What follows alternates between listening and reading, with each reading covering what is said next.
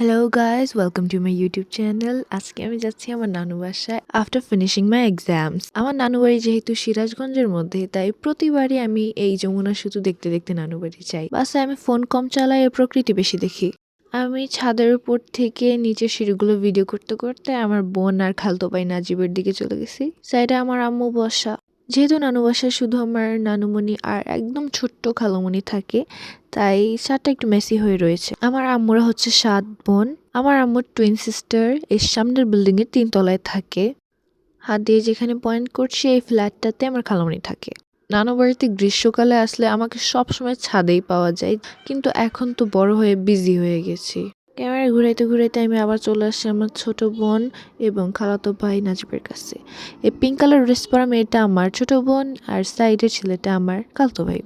এরা দুজন এত পাজি, মানে সারাদিন বাসা মাথায় উঠে রাখে। আর এখানে আমি একদমই রেডি না হওয়া অ্যান্ড আই ডোন্ট নো আমি ফেসটা এমন কেন করছি।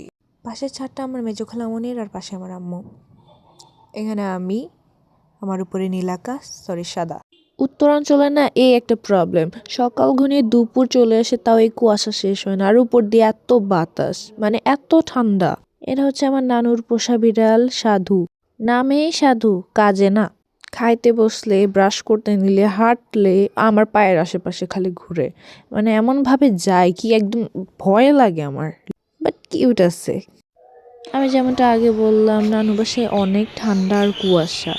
লিটারালি এখন রাত, এত কুয়াশা, লিটারালি এখন বাজে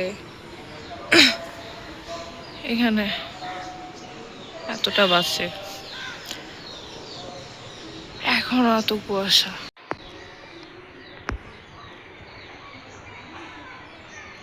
উপরে কিছু কাক বসে আছে, ওরা নিজেদের মধ্যে কি জানি একটা বলতেছে।